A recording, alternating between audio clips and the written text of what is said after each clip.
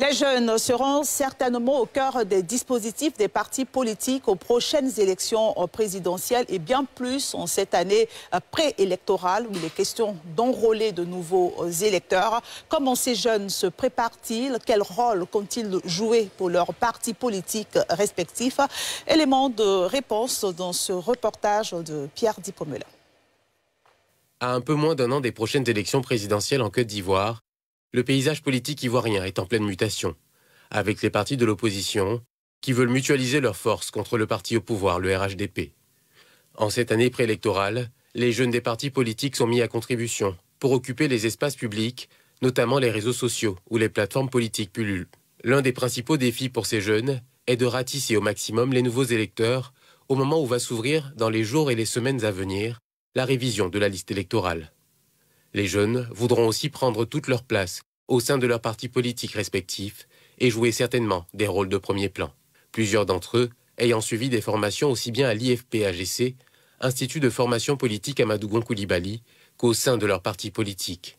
C'est donc une jeunesse de partis politiques responsable et entreprenante qui est attendue en 2025. Et nous avons été rejoints en plateau par plusieurs jeunes représentant les organisations de jeunesse des partis politiques pour cette seconde partie d'émission. Lia Nyon Ferdinand, bonsoir. Bonsoir Evelyne. Vous êtes le président des jeunes du FPI. C'est ça. Voilà, ravi de vous retrouver. Et Valentin Kwasi, bonsoir. Bonsoir Evelyne. Vous êtes le président des jeunes du PDCI. La jeunesse urbaine du PDCI. De la jeunesse du PDCI, d'accord. Président de la jeunesse urbaine du PDCI. Merci pour la précision. Monsieur Touré Dubois, bonsoir. Bonsoir. Vous êtes le président de la jeunesse du COGEP ou des jeunes du COGEP. D'accord. D'accord. Israël Guébo, bonsoir. Bonsoir Evelyne. Vice-président de ADCI, en charge de l'éducation, de la formation et de la communication. Une très jeune formation politique. Oui. D'accord, comment vous vous sentez? Un mouvement politique, pas un parti politique. Un mouvement politique. Qui n'est pas sédentaire, qui est dynamique et qui bouge. D'accord, on le verra ce soir. Baudouin Yapo, bonsoir. Bonsoir, madame. Bienvenue. Bienvenue sur ce plateau. Merci. Et ravi de vous retrouver. Vous êtes le chargé de communication de l'Union des jeunes du RHDP. C'est bien cela. Bien évidemment. D'accord. Donc, messieurs, merci d'avoir accepté notre invitation pour parler justement de cette organisation des différentes jeunesses des partis politiques pour préparer la... Des mouvements politiques. D'accord, des partis politiques et des mouvements politiques. Merci Israël Guébo de me le rappeler. Pour la présidentielle de 2025. Je vais commencer avec vous, Baudouin Yapo, notamment au niveau du RHDP. Je me souviens justement de cette activité en mars 2024, de cette tournée de remobilisation des troupes à Yopougon qui avait justement pour thème la jeunesse engagée pour la victoire du RHDP en 2025. Comment se prépare-t-elle cette jeunesse pour aborder 2025? Donc, merci beaucoup pour l'opportunité de ce débat qui donne la parole aux jeunes politiques que nous sommes. Il faut dire que chez nous, au RHDP, la jeunesse a toute sa place. Et donc déjà, en décembre dernier, nous étions à une assemblée générale élective où nous avons élu Mamadou Koné, président de l'Union des jeunes. Et cette assemblée générale-là avait pour thème quelle jeunesse du RHDP face aux enjeux de 2025. Donc en réponse à cela, le président Koné a mis en place, Mamadou Koné a mis en place un bureau exécutif national et nous sommes allés par la suite à un séminaire pour ressortir donc des stratégies par laquelle nous pouvons aborder donc, la marche vers 2025. Et puis bon, des tournées de remobilisation de nos militants pour les mettre en ordre de bataille parce que 2025, c'est une année importante.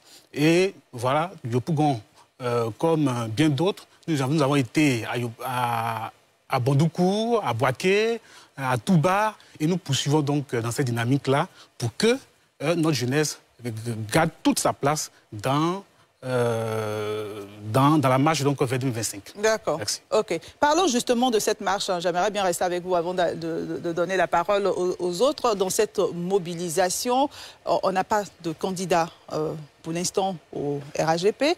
Le candidat naturel, c'est le président Alassane Ouattara, comme ce qui a été dit dans la communication bien évidemment, du parti. madame. Comment se fait votre mobilisation en l'absence d'un candidat désigné, connu? Il faut dire que nous sommes un parti au pouvoir. Donc, déjà, nous savons que nous avons un candidat, même si officiellement vous ne le connaissez pas, mais déjà, nous pouvons vous dire que notre candidat est le président Alassane Ouattara. Donc en 2025, le RADP va participer aux élections présidentielles. Donc déjà, nous pouvons nous mettre au travail. Voilà, donc on n'a pas besoin de désigner un candidat avant de se mettre au travail. Donc nous sommes déjà au travail parce que nous mesurons la portée de cette élection de 2025 pour continuer donc, le travail au service donc, des Ivoiriens. Donc nous sommes au travail. D'accord. Lia Yon Ferdinand, comment se présentent les choses au niveau du FPI, au niveau de la mobilisation de la jeunesse? Comment d'abord vous voyez 2025, la présidentielle de 2025? Merci Evelyne. Eh bien, pour nous, les élections de 2025, nous les voyons avec beaucoup de sérénité. Avec beaucoup de sérénité parce que nous prenons le temps actuellement d'observer la scène politique avec tous les mouvements que vous avez pu observer, desquels vous avez parlé il y a peu sur ce plateau. Et au niveau de la jeunesse du Front populaire ivoirien, c'est une remise en scène de tous les responsables qui se trouvent dans toutes les différentes zones. Et je pense que le président du Front populaire ivoirien, le Premier ministre Pascal Affi-N'Guessan, a eu un tant soit peu le nez creux en déconcentrant tout le pouvoir de l'exécutif dans différentes régions, en créant 42 régions politiques, donc des conseils politiques régionaux, pour pouvoir effectivement contenir toutes les actions militantes de tous ces jeunes qui aspirent à faire la politique autrement. Okay. Avec beaucoup moins de... Qu'entendez-vous par faire la politique oui, autrement? j'étais en train d'expliquer, avec beaucoup moins de verbes violents et beaucoup plus de responsabilités humaines. Parce que, toutefois, la fin de nos actions politiques, de nos engagements politiques reste l'homme qui doit être au centre de nos débats, qui doit être au centre de nos actions. Donc, pour nous, nous sommes en train de nous organiser. Et pour justifier cela, nous avons lancé il y a peu l'opération Marée Bleue qui consiste à aller au corps à corps avec soit déjà les nouveaux majeurs et ceux qui étaient hésitants, qui attendaient que 2021 arrive avec l'arrivée du président Laurent Gbagbo du retour de la haie pour faire un choix définitif.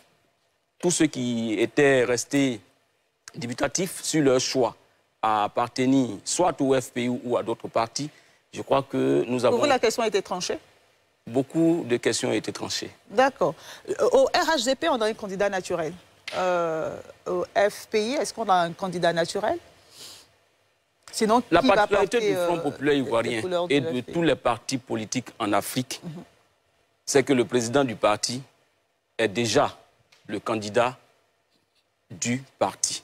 Qu'on ne se leurre pas, ce n'est pas une question de démocratie ou d'antidémocratie, mais le président du parti politique en Afrique est déjà le candidat aux élections présidentielles. En Afrique ou au FPI? En Afrique. Parce que je sais que le PDCI prépare sa convention, par exemple, pour désigner son candidat. Je vous ai entendu tout à l'heure dire que vous ne voulez pas qu'on fasse de langue de bois. Et moi, je ne sais pas faire de langue de bois.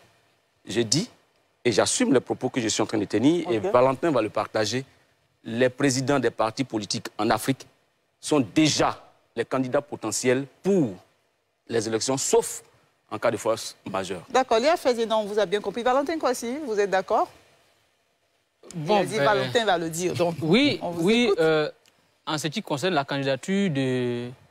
En ce qui concerne la candidature, la personne qui va porter les couleurs du PDCI, il dit en Afrique, le président du parti politique est le candidat naturel, c'est ce que vous avez dit. C'est ça. Et que donc le président Tidiane Kane sera le candidat du PDCI. Je ne dirais même pas que c'est en Afrique. Ok, vous direz. L'objet d'un parti politique, c'est de conquérir le pouvoir d'État et de l'exercer. Donc, un citoyen qui s'investit dans un parti politique jusqu'à être au firmament de ce parti en étant le président, tout naturellement est prédestiné à être candidat. Et en ce qui concerne nos tests, il est dit clairement que le président du parti est le candidat naturel. Et en ce qui nous concerne personnellement, notre candidat, sauf changement, peut-être à la convention, mais notre...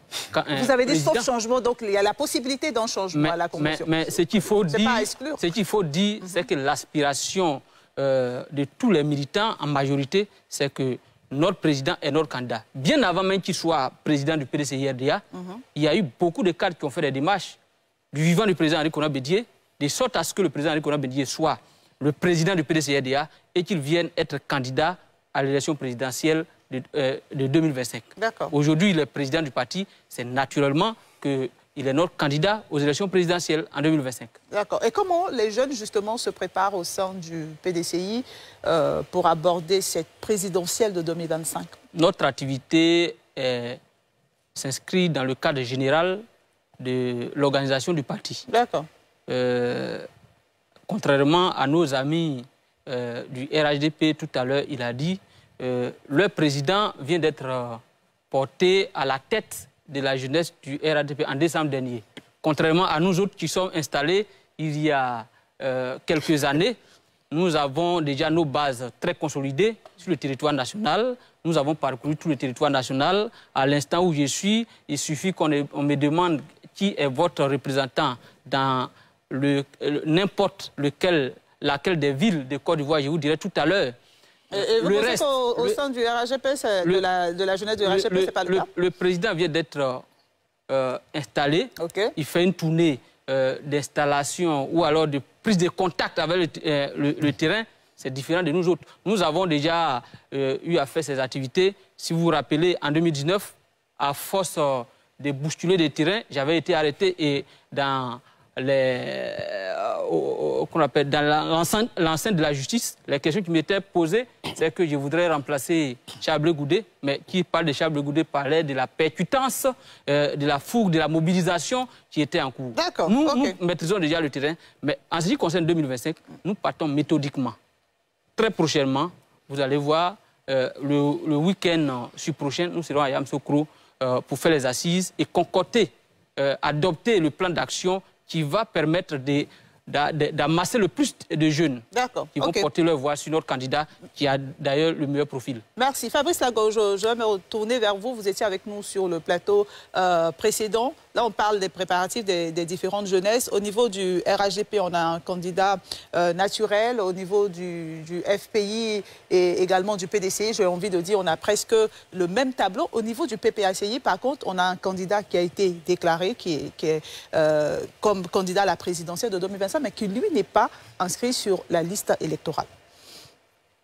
Merci, madame. Oui, effectivement, nous, au PPACI, nous n'avons pas de candidat naturel. Nous avons un candidat qui a été investi par notre convention. Et nous disons que nous avons un bureau national de la Ligue des jeunes dont nous pouvons nous targuer. Il est composé de plus de 80 jeunes qui ont moins de 35 ans, qui sont sous la houlette 7 de Prestature Dali, le maire de Lakota. Mais nous avons ce bureau-là qui est au travail. Je pense que c'est la raison pour laquelle ils ne sont même pas là ce soir, parce qu'ils sont en tournée nationale depuis une semaine. Donc la jeunesse du PPACI est... Nous sommes en tournée nationale déjà depuis une semaine. Et cette jeunesse-là est en train de vendre notre candidat, parce que nous pensons que le fait qu'il soit passé la liste, on y reviendra. Mais cette jeunesse est en train de vendre notre candidat parce que nous avons les arguments pour. Et le premier argument principal, c'est que celui qui a donné une parole politique à la jeunesse en Côte d'Ivoire, il s'appelle Laurent Gbagbo, c'est lui qui s'est battu pour que les jeunes puissent voter à partir de 18 ans. C'est un fruit, c'est quelque chose dont on s'est tague, dont tout le monde se réjouit aujourd'hui, mais cela lui a valu plusieurs arrestations, plusieurs emprisonnements, face à certains qui étaient très réfractaires à cette avancée-là. Donc il faut le dire. Donc celui qui a créé la parole politique de la jeunesse aujourd'hui en Côte d'Ivoire, c'est lui. Ensuite, nous disons, et c'est vraiment ce que je voulais relever, c'est que ce sont des personnes âgées en général qui créent le conflit politique, mais ce sont des jeunes qui y laissent la vie. Et quand depuis nous insistons sur la nécessité d'avoir un dialogue politique inclusif pour régler toutes les questions qui peuvent être de nature à créer des conflits, c'est justement parce que nous pensons que la jeunesse ivoirienne a assez souffert des différents conflits qu'il y a eu et qu'il est temps que nous nous comportions en hommes politiques responsables en leur offrant des élections libres, démocratiques et transparentes. Et cela passe par régler tous les problèmes que nous avons énumérés, que nous ne cessons d'énumérer et pour laquelle nous attendons que le pouvoir se décide. Merci pour votre avis. Israël Guébo, ADCI, mouvement politique. D'abord, pourquoi on ne parle pas? Ça fait à peine, je crois, 2 mois ou 3 mois, si je suis très bien informé, que ce mouvement politique a été créé. D'abord, pourquoi pas un parti politique? Pourquoi un mouvement politique? Et comment on prépare 2025 au sein de ce mouvement? ADCI, c'est aujourd'hui et demain la Côte d'Ivoire. Okay. Pourquoi un mouvement politique? Simplement parce que les partis politiques en Côte d'Ivoire ont fait la preuve de ce qu'ils peuvent apporter. Et nous voulons une institution, une instance qui est dynamique, qui brasse et qui embrasse l'ensemble des Ivoiriens, au-delà de leurs clivages, de leurs divergences, de leurs différences parfois politiques, sociologiques, ethniques et même parfois partisanes. Okay. Nous voulons un mouvement qui va rassembler l'ensemble des Ivoiriens. Aujourd'hui et demain, la Côte d'Ivoire, c'est au-delà d'un intitulé, c'est surtout un projet, construire une société de confiance. Une société de confiance, c'est également un projet de développement durable. Ça veut dire que nous nous positionnons sur aujourd'hui, mais également sur les générations à venir. Et d'ailleurs, pour nous, on met en valeur absolue la jeunesse. Les jeunes aujourd'hui, les jeunes demain, en pensant à la société d'aujourd'hui, mais à celle de demain. Deux choses.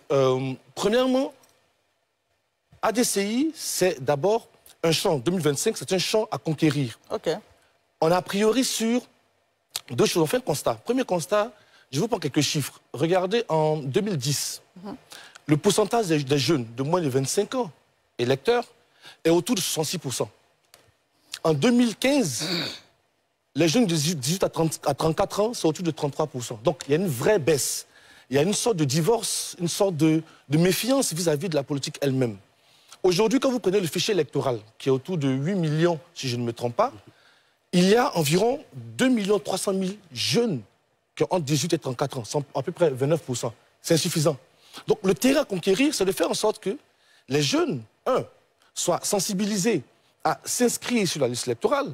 Les jeunes, puissent avoir confiance aux institutions et aux acteurs qui sont intégrés et impliqués dans le processus électoral, mais également que ces jeunes-là puissent comprendre que quand on parle de société de confiance, c'est aussi avoir confiance les uns les autres. À un moment donné, de pouvoir surpasser nos divergences et de faire en sorte que lorsque les résultats des élections vont tomber, on puisse se dire on a gagné parce que, on a confiance aux institutions, et deuxièmement, on se fait confiance les uns les autres et on arrive à dépasser. Donc pour 2025, notre champ est vraiment celui de l'éducation, de la sensibilisation, de faire en sorte que les populations puissent être engagées sur les thématiques principales comme la bonne gouvernance, la redevabilité de ceux qui nous gouvernent, mais surtout aussi comment est-ce qu'on envoie les jeunes sur des thématiques qui les intéressent par rapport aux élections. Et vous êtes né à moins d'un an de la présidentielle. Est-ce que vous pensez que vous avez les chances d'y aller véritablement? Sur la question de la présidentielle, de toute façon, nous avons la rentrée solennelle de ADCI qui aura lieu en octobre. On aura une position précise. Pour l'instant, nous sommes en train d'installer nos bases sur le terrain. Et notre priorité, c'est celle de pouvoir former, sensibiliser les populations. D'ailleurs, aujourd'hui, à ADCI, quand vous regardez la nomenclature du bureau exécutif national, c'est un bureau jeune, moyenne d'âge 30 ans. Donc ça veut dire que pour nous, la question de la jeunesse, ce n'est pas juste un slogan, c'est une question principale, centrale, sur laquelle nous allons travailler. D'accord. Touré Dubois, comment les choses se présentent-elles au niveau du COJEP? Comment la jeunesse du COJEP se prépare pour aborder 2025? Mais surtout, est-ce qu'au COJEP, on a un candidat naturel? Alors, au niveau du COJEP, vous êtes sans ignorer que dans le mois de mai passé, on a eu notre rentrée politique. Et au cours de cette rentrée politique, le président Charles Goudé a dit 2025 ne se fera pas sans nous. Mais quand il le dit, c'est sur la jeunesse qu'il compte. Et donc nous sommes en train de nous organiser. Le 14 septembre prochain, nous aurons notre congrès. À partir de ce congrès, nous allons sortir les grandes lignes pour envahir le terrain. Déjà, nous avons déjà une bonne occupation du territoire et nous allons poursuivre dans ce sens. Quand nous finissons le congrès le 14 août, nous allons définir la stratégie. Nous allons aller vers les nouveaux majeurs pour les inviter déjà à s'inscrire sur la liste électorale. Parce que selon la CEI, il y a 8 millions d'Ivoiriens sur la liste électorale. Et nous sommes une population de 30 millions d'habitants. Donc, pour que cela puisse refléter... Allez-y. Le ratio qui est acceptable pour 30 millions d'habitants, il faut au moins qu'on s'arrange à faire en sorte que 14... Je ne sais pas si on vous entend toujours. Je pense que je vais vous arracher... D'accord, donc je vais revenir à vous parce qu'en ce moment on ne vous entend pas, le temps de pouvoir régler le petit souci technique à votre niveau. Baudouin Yapo, et on a peut-être plus assez de temps, mais on va quand même aborder certains points importants. Et je vais peut-être aller sur un point que Fabrice Lago disait, ce sont les vieux qui créent les conflits, les jeunes, ce sont les jeunes qui meurent. Dans l'opinion publique, tout le monde, en fait, certaines personnes sont favorables pour un renouvellement de la classe politique. Vous êtes des jeunes représentants ici ce soir des partis politiques. plateau. Est-ce que vous êtes d'accord? Est-ce que vous inscrivez dans ce renouvellement, dans cette pensée de renouvellement de la classe politique, ou est-ce que vous pensez que cette classe politique-là fait l'affaire et qu'il faut simplement laisser les choses se faire? Baudouin Yapo, je commence par vous. À mon avis, le renouvellement de la classe politique, ça ne se décrète pas. D'accord. Bon. Nous, en tout cas, en tant que jeunes militants du RHDP, sommes pour la continuité. Et la continuité implique que nous continuons d'apprendre en tant que jeunes auprès de nos aînés. Vous savez, être jeune n'est pas une condition toute faite pour assurer la relève. Voilà, être jeune n'est pas une condition toute faite pour être candidat à l'élection présidentielle dans un parti politique. Nous pensons, en tout cas en tant que jeunes au sein de notre parti, que pour la continuité, notre candidat naturel est le président Alassane Ouattara. Mais alors, c'est pour ça que nous nous mettons au travail. Okay. Tout à l'heure, mon frère Valentin Kwasi dit que bon, c'est parce que Mamadou Koné, président de l'Union des jeunes, a été élu en décembre dernier, donc il n'est pas sur le terrain, il va donc apprendre le terrain. Mais non, il y a eu l'élection, parce que chez nous, on parle de succession, on parle de restitution de l'organe, donc de la structure de jeunesse. Là où, au PDC, il n'y en a pas. Nous sommes sur ce plateau parce que je suis jeune, je représente donc la jeunesse de mon parti. Voyez-vous, quand mon frère Lago également dit qu'il n'y a pas de jeunes sur le plateau, en tout cas, j'ai de moins de 35 ans, comme je suis présent aujourd'hui, parce que toute la jeunesse de son parti est sur le terrain. Mais Mamadou Koné, président de l'Union des jeunes du RHDP, n'est pas là, parce qu'il est sur le terrain. D'accord. Mais son représentant a moins de 35 ans. Qu'est-ce que vous voulez nous dire? Non, mais pour vous dire qu'il faut qu'on apprenne donc, à laisser la place à la jeunesse, mais aussi par notre manière de faire.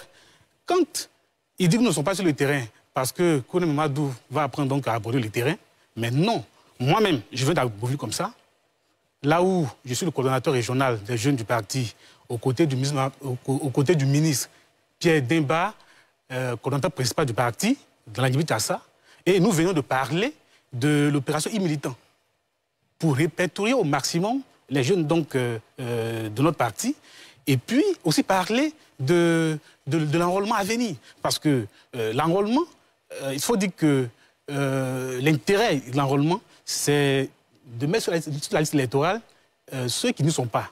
Dans la majorité, ce sont les jeunes qui ne sont pas sur la liste électorale, c'est les nouveaux majeurs. Donc nous sommes au travail. Nous sommes au travail, nous sillonnons également toute la Côte d'Ivoire et nous avons toute notre base en mouvement. Mais alors, parce que l'enjeu, je l'ai dit, l'enjeu de 2025 est important, Madame Louis Débat. D'accord. OK. Vous avez abordé un autre point. Je parlais de relevé de la classe politique. Vous avez répondu. Vous avez abordé le point de la révision de la liste électorale, en fait, de l'enrôlement sur la liste électorale. Et justement, l'opposition réclame une révision de la liste électorale, un prolongement de la période d'enrôlement sur la liste électorale. Mais ça, c'est au niveau... Oui, bon, ça, c'est au niveau de la CEI. Il faut voir avec la CEI comment est-ce que cela est possible de se faire. Mais que la révision se tienne demain matin, nous sommes prêts vraiment à faire enrôler nos jeunes militants, les nouveaux majeurs, sur la liste électorale. D'accord. Touré Dubois, qui avait la parole et à qui on a arraché la parole pour des problèmes, pour des raisons techniques. Vous allez continuer ensuite au Valentin Kwasi qui a souhaité prendre la parole. D'accord. Alors, j'étais en train de dire que nous avons 30 millions d'habitants et 8 millions d'Ivoiriens sont sur la liste électorale.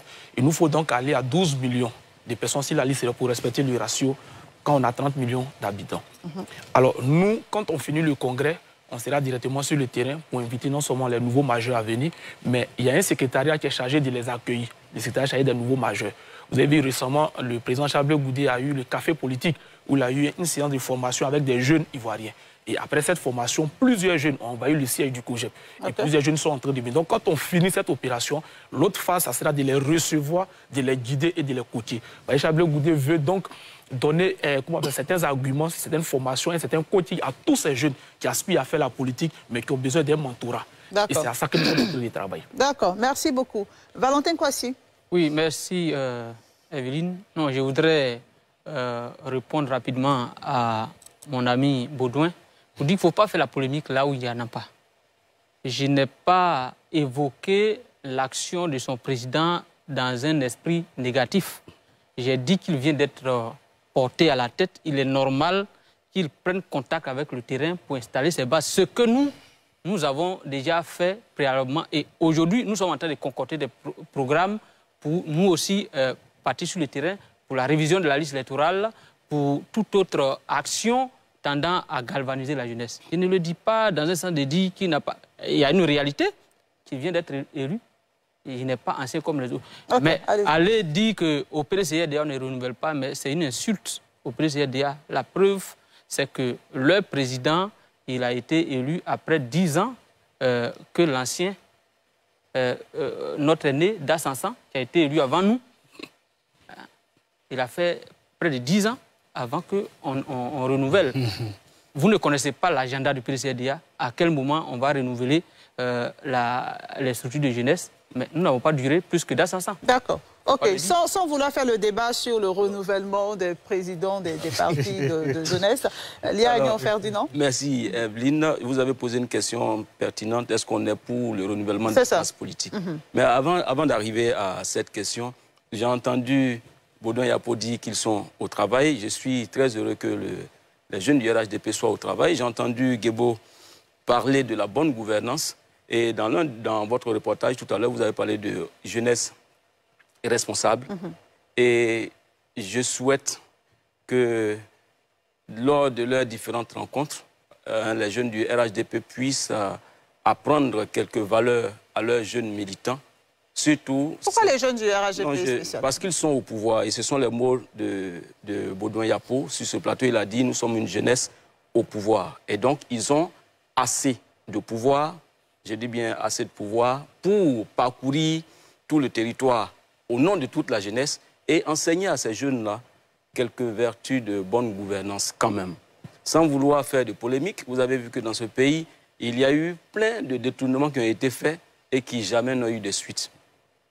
Le lien avec la jeunesse? Oui. Le lien Quel est le lien avec la jeunesse? Pour justement parler du remplacement dont vous êtes en train de parler. Okay. Je vais y arriver. C'est une raison logique qui est en train d'être fait.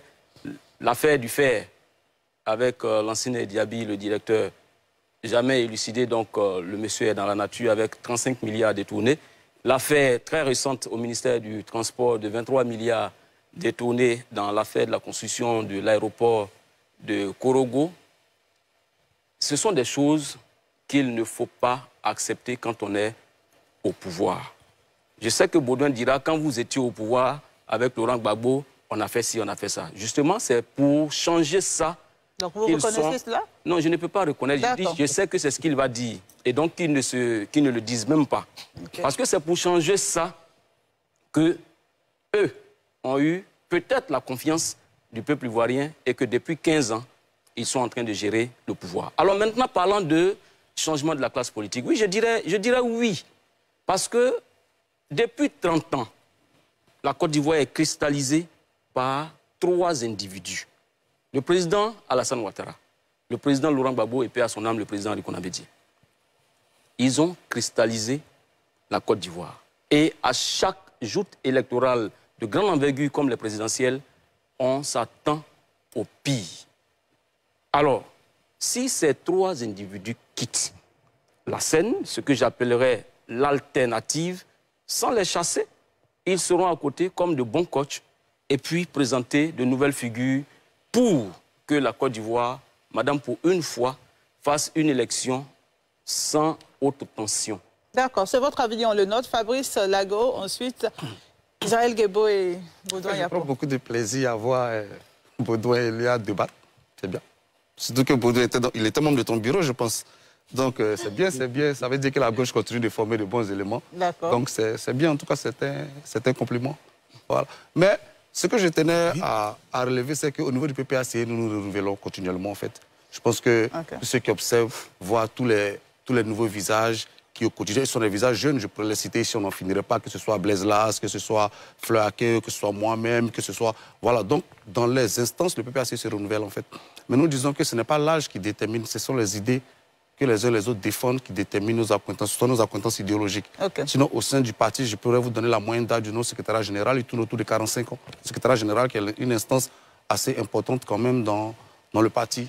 Donc, aujourd'hui, nous nous renouvelons naturellement. Mais ce que nous disons, c'est qu'il ne faut pas déplacer le débat. Vous avez dit tout à l'heure que l'opposition demandait de prolonger la révision de la liste électorale. Au PPAC, nous demandons un audit de la liste électorale. De la liste électorale, okay. Voilà, c'est deux choses différentes. Nous disons qu'il y a des personnes sur la liste électorale contre qui nous avons des suspicions légitimes. Nous en avons parlé au président de la CEI, nous en avons parlé au pouvoir. Nous pensons qu'il faut auditer la liste électorale. Malheureusement, le RHDP s'y oppose.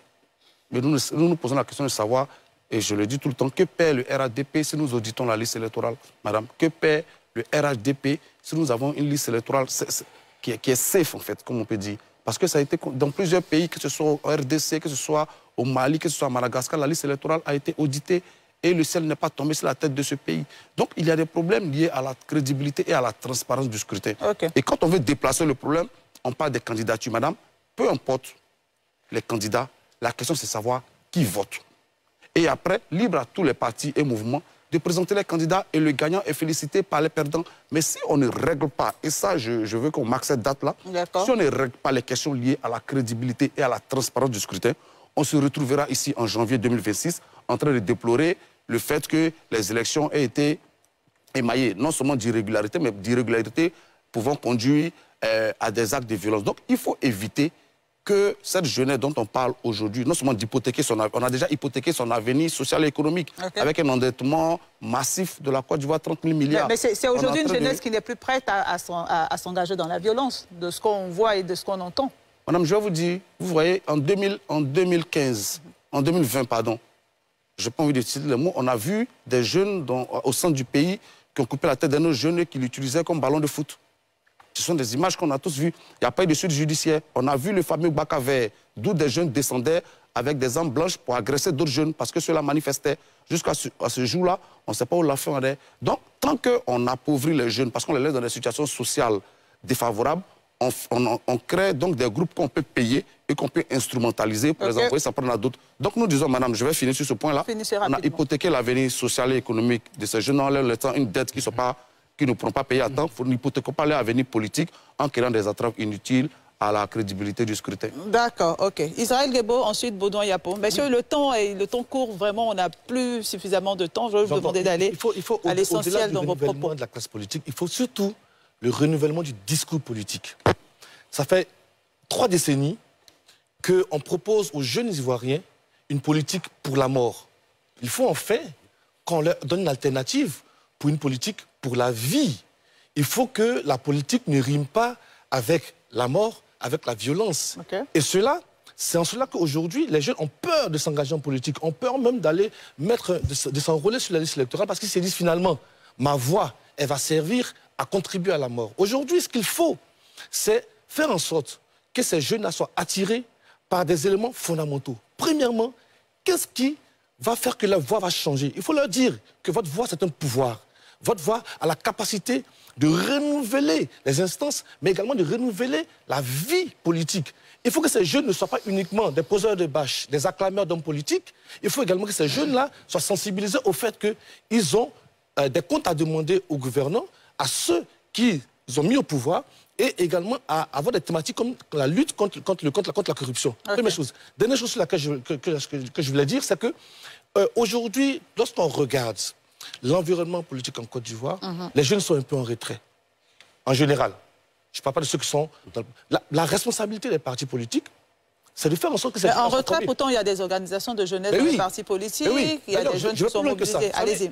Le PPACI, le RHDP et le PDCI rassemblent à eux seuls 99% des élus. Ils ont à eux 1/1000 du budget de l'État, donc environ 13 milliards, pour former leurs jeunes. Mais en général, ce qui se passe, on va arriver en 2025, on l'a vu en 2020, ça a été dit, on l'a vu en 2015, on l'a vu en 2010. Les jeunes, eux, sont utilisés pour la violence, sont utilisés pour... Donc, ils n'ont pas été sensibilisés, ils n'ont pas été éduqués. Et au niveau d'aujourd'hui et demain, la Côte d'Ivoire, nous voulons prendre la chose de l'autre côté. Il faut parler à l'esprit de ces jeunes, il faut sensibiliser les jeunes et leur dire qu'une élection électorale, une élection présidentielle ou une élection municipale ou législative, elle vient pour apporter un changement. Et donc, ces jeunes doivent être attirés par la politique, doivent être attirés par le fait de pouvoir comment dire ça, amorcer ce changement-là. Donc aujourd'hui et demain, la Côte d'Ivoire, on est vraiment dans cette dynamique-là. Et vous allez voir dans les semaines, les mois à venir, on va vraiment envahir le terrain pour aller faire de la formation, de l'éducation à la démocratie et de l'éducation au contrôle de la bonne gouvernance. D'accord. Baudouin Yapo, ensuite Touré Dubois. Oui, madame, le débat, je voudrais dire que si nous sommes ici présents, c'est parce que nous avons la libéralisation de l'espace audiovisuel. L'espace audiovisuel qui permet aujourd'hui d'autres jeunes d'être sur ce plateau, au point où on a un seul représentant du parti au pouvoir face à 5 autres. C'est ça aussi le leçon de la démocratie. Mais alors, pour dire ici qu'on prend plaisir à voir moi, Elia Ferdinand sur le même plateau, mais je suis d'accord, je n'ai pas de complexe en cela. Je suis issu du FPI, parce que je suis issu d'une famille FPI. Parce que fruit d'un conditionnement familial. Ouais. Mais lorsque on mûrit politiquement et qu'on est libre de faire son choix, on fait un choix. En 2019, le RHDP a été créé. Il y a un message de rassemblement autour donc, de la vision du président Ouattara. J'ai répondu présent. Et j'assume, tout comme Stéphane Kipré, qui a été de la jeunesse du MFA, membre du RHDP, groupement politique en 2005, qui a rallié donc, le camp Gbagbo en plein pouvoir. D'accord. Alors moi j'assume. On fait un débat personnel. D'accord. On comprend que vous assumez. Alors vous allez parler de bonne gouvernance, mon frère Lia. Mais quand même, c'est vrai qu'il y a encore quelques anomalies. Parce que ça, c'est la vie des hommes. Mais c'est sous le président Ouattara qu'on a la Cour des comptes qui ressort quelques anomalies et qui est saluée par tous ici. C'est sous le président Ouattara qu'on a l'autorité de la bonne gouvernance qui fait son travail.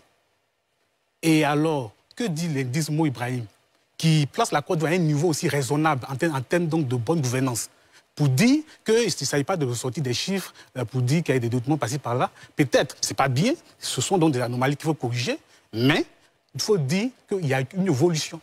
Une évolution en termes donc de bonne gouvernance. Endettement, madame, ce débat n'a pas lieu d'être. Parce qu'aucun pays au monde qui se veut développer ne contracte la dette.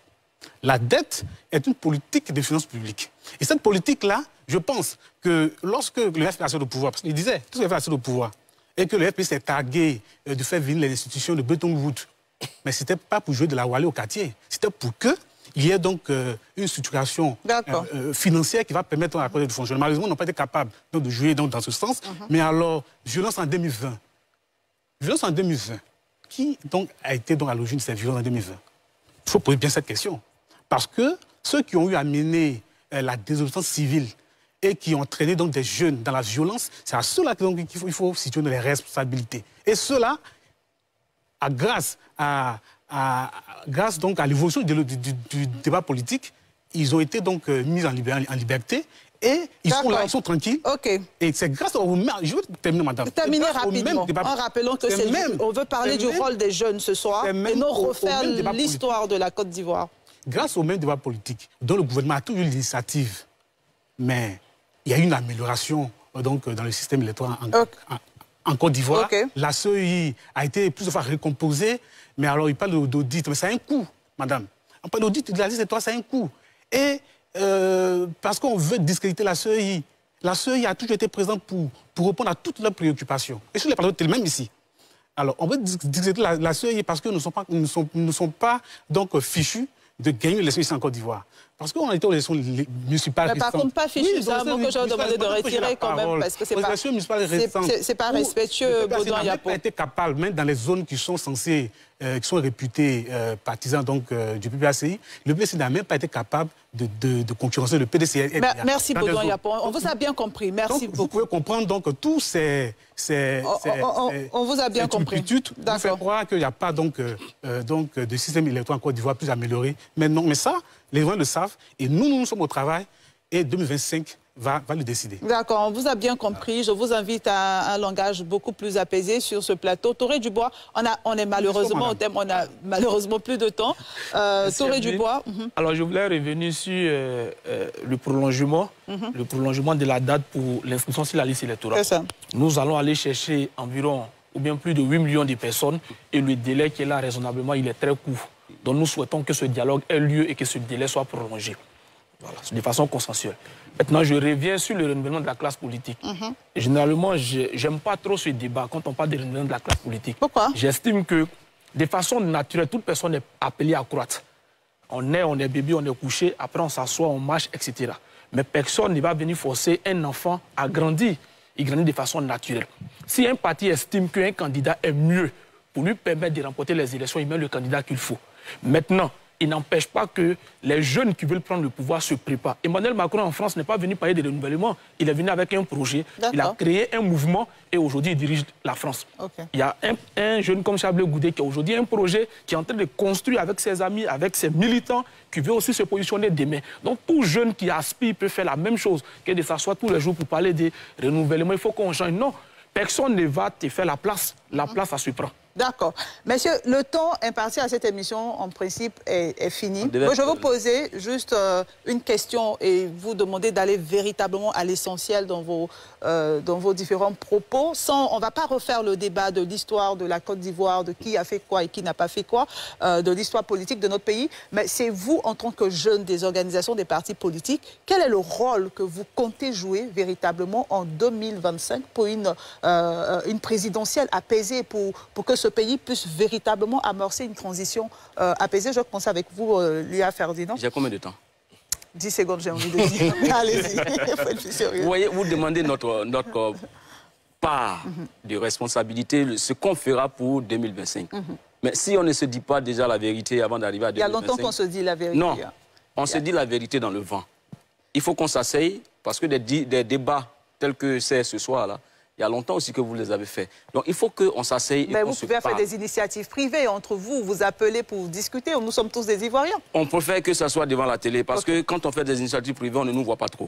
Il faut qu'on en parle comme ça pour que mieux on se comprenne et que tous les Ivoiriens sachent, en fonction de telle action, voici les conséquences qui peuvent advenir. Si on est d'accord sur ça, c'est sûr que 2025, on aura une élection apaisée. Et en ce qui concerne le Front populaire ivoirien, de toutes les façons, nous ne sommes pas inscrits dans une logique de violence. On nous rappellera 2020. Oui, en 2020, nous avons appelé à une désobéissance civile qui n'était pas une désobéissance pour tuer. En 2025, vous vous engagez à quoi? En 2025, nous allons d'abord réclamer qu'il y ait une élection transparente. Transparente et inclusive. Parce que c'est ce qui crée la mort qui s'ensuit. C'est ce qui crée les dégâts qui s'ensuivent. Donc, il faut déjà parer à cela. Je ne viendrai pas faire le discours de la CEI. Il doit d'autres tribunes pour le faire. Mais je dis, en ce qui nous concerne, nous sommes inscrits dans une dynamique de paix, nous sommes inscrits dans une dynamique de cohésion et que l'homme reste au centre de notre débat. D'accord. Valentin Kwasi? Oui. Bon, avant de répondre à cette question, je voudrais revenir un peu sur les analyses de notre frère. Sans refaire le débat. Oui, il faut le dire, il ne faut pas revenir dans le passé. Parce que en 2020, dont il parle, il y a eu une cause.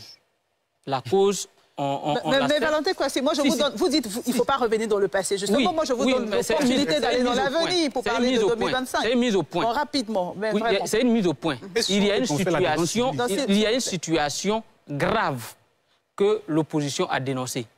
Dans notre constitution, il est dit qu'il faut avoir 2 mandats. On passe à 3 mandats, c'est une violation. On ne va pas refaire ce débat ici. Que nous avons dénoncé. Valentin Kwasi, s'il vous plaît, on ne va pas refaire ce débat. On n'a pas le temps de le faire. On ne vous a pas convoqué pour cela. Merci, madame. Quel rôle la jeunesse du PDCI-RDA compte-t-elle jouer pour 2025, pour des élections apaisées, pour une transition apaisée? La jeunesse du PDCI-RDA a été toujours une jeunesse responsable.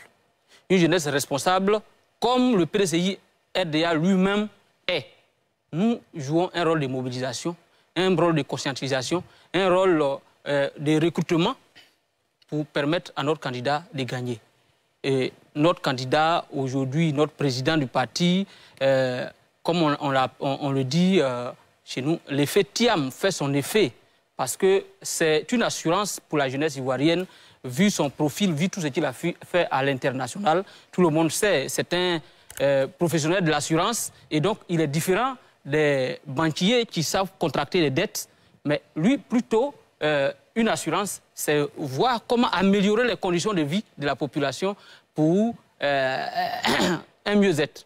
Il vient, nous allons l'accompagner dans la mobilisation, dans l'encadrement et dans la conscientisation de la jeunesse ivoirienne. D'accord. Fabrice Lago, au niveau du PPACI, quel rôle cette jeunesse-là veut... La jeunesse du PPACI est déjà à l'œuvre. Comme je vous le disais, la jeunesse du parti ont tourné depuis 2 semaines maintenant, entre visiter la Côte d'Ivoire. Il y a d'abord de la sensibilisation. sensibiliser les jeunes à devenir des citoyens, en fait. Parce qu'un habitant, c'est différent des citoyens. Il faut que les jeunes, comme le disait Israël Guébo, s'intéressent à nouveau à la chose politique. Parce qu'en fait, la violence a fini par dégoûter certains qui se tiennent loin des jeux politiques parce qu'on a tendance à dire faire de la politique aujourd'hui, c'est risquer sa vie. Et malheureusement, sous ce pouvoir, il tend à donner raison à cette accession-là. Donc déjà, il faut sensibiliser les jeunes pour leur dire, en fait, il n'y a pas de raison de renoncer. Il faut qu'ils continuent d'y croire, qu'ils s'intéressent à la gestion de la chose publique. Et ensuite, nous avons un parti politique qui peut être le creuset de leurs différentes aspirations à travers le projet politique que nous avons. C'est un projet qui prend en compte toutes les... C'est un projet d'abord socialiste, il faut le préciser, qui est différent d'un projet totalement libéral, mais on pourra avoir le débat idéologique une autre fois. Donc c'est un projet socialiste qui place l'être humain au cœur du projet, donc qui place la santé, l'éducation, qui est progressiste, bien sûr, parce qu'il ne faut pas faire la fine bouche, qui est progressiste par rapport... Donc nous avons une alternative politique crédible par rapport à ce que nous constatons aujourd'hui. Et je suis heureux de constater que de plus en plus de jeunes rejoignent les rangs de la jeunesse, du PPACI pour préparer cette élection-là. Mais comme nous le disons encore, il faut qu'elle soit libre, démocratique et transparente. D'accord, ok. Touré Dubois, au niveau du COJEP, oui, quel est l'engagement que vous prenez en tant que jeune? Au niveau du COJEP, à l'instar de notre président, on a d'abord un discours apaisé. Et nous sommes porteurs d'un projet que nous allons proposer aux autres jeunes des partis politiques. Le projet consiste à aller vers tous les leaders des partis politiques pour qu'ils travaillent à créer un environnement de confiance. C'est un environnement de confiance qui permet aux jeunes de mieux s'épanouir. Et c'est ce qui va nous arranger. Tout à l'heure, le camarade Fabrice Lago l'a dit, que ce sont les vieilles personnes qui créent souvent les crises, mais ce sont les jeunes qui en meurent. Nous ne voulons plus que les jeunes meurent. Nous souhaitons qu'on puisse compter les têtes et non couper les têtes aux élections. D'accord. Israël Guébo et ensuite Baudouin Yapo. Oui, surtout comment ADCI va contribuer, quel rôle va jouer ce mouvement-là pour que les jeunes soient des acteurs pour une élection apaisée. 3 choses. Premièrement, travailler à une participation plus accrue de ces jeunes-là. Et ça passera, la révision de la liste électorale va s'ouvrir le 30 septembre. On va aller sur le terrain, sensibiliser ces jeunes à s'inscrire. Deuxièmement, amener les jeunes à comprendre les enjeux démocratique qu'il y a derrière une élection. Ça passe par des formations que nous allons faire. D'ailleurs, je suis en charge du département de la formation de l'éducation auprès de ADCI. Donc, on va travailler dans ce sens. Et puis, en fait, il faut indiquer à cette jeunesse-là des modèles.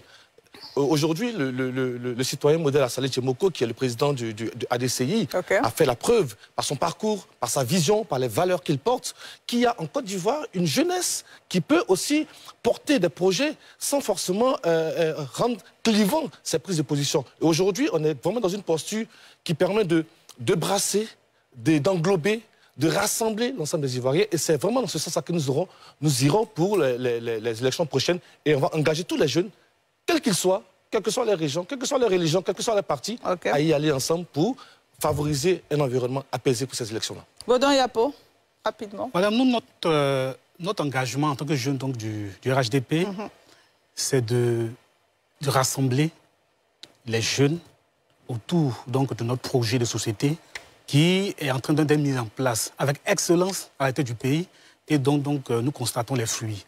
Mais madame, parce qu'actuellement, le contexte politique sous-régional fait que nous n'avons pas droit à l'erreur, nous en tant que jeunes, pour 2025. Lorsque nous avons un pays comme la Côte d'Ivoire, qui est entouré par des pays déstabilisés par des putistes, et que nous avons la montée donc, du terrorisme, qui fait la ceinture donc, de la Côte d'Ivoire, avec la montée du populisme débridé, dont nous avons tous connaissance ici. Mais la jeunesse du RHDP veut jouer toute sa part pour que 2025, nous conservions le pouvoir de l'État. Nous conservions le pouvoir d'État parce que nous savons faire le travail, madame. Et c'est pourquoi, je le disais dès le début donc, de ces échanges, que nous sommes au travail parce que nous n'avons pas droit à l'erreur.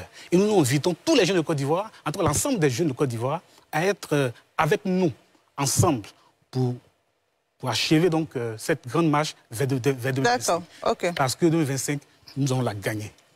naturel. Bon, d'accord, c'est votre souhait et tous les partis ici également disent la même chose. En tout cas, merci d'avoir répondu à notre invitation. Merci d'être venu sur ce plateau d'NCI et 360. Nous sommes tous des Ivoiriens et nous souhaitons des élections apaisées en 2025 et nous souhaitons une jeunesse responsable qui refuse de s'inscrire dans la violence. C'est donc le terme de cette émission. Merci de nous avoir suivis. Prenez soin de vous, prenez soin de vos proches, prenez soin de vos rêves.